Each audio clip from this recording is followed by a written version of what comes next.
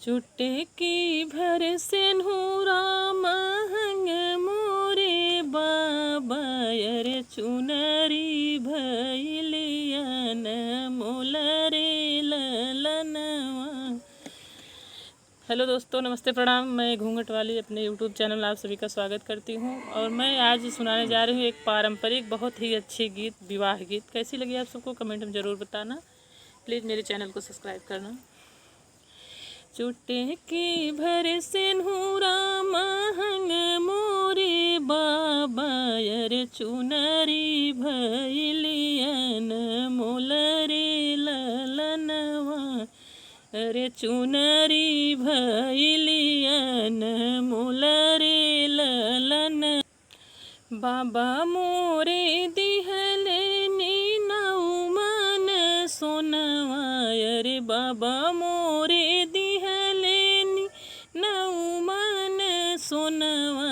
अरे मम्मी जे लहंगा पटोरे रे ललनवा। अरे मम्मी जे लहंगा पटोरे रे ललनवा।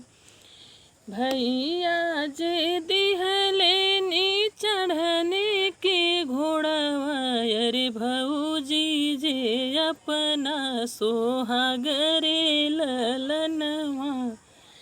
अरे भौजी जे अपना सोहाग रे ललनवा।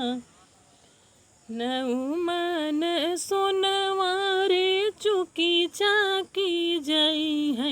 अरे फाटी जई है लहंगा पटोरे रे ललनवा।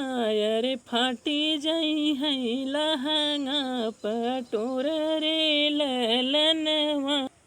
अरे चढ़ने के घोड़वा मैं नागरा कूदई भई। अरे चढ़ने के घोड़वा मैं नागरा कूदई भई। अरे अमर रही भाभी के सोहाग रे ललनवा।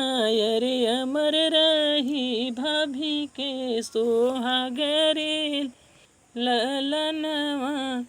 चुटकी भर सिंदूरा महंग मोरे बाबा रे चुनरी भैलियन मोलरे ललनवा। अरे चुनरी भैलियन मोलरे ललनवा।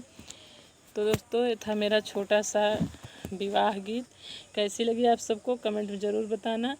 प्लीज़ मेरे चैनल को सब्सक्राइब करना, वीडियो को लाइक करना। तब तक के लिए बाय बाय। फिर मिलूँगी कोई अगली नेक्स्ट वीडियो में अच्छी गीत के साथ। राधे राधे।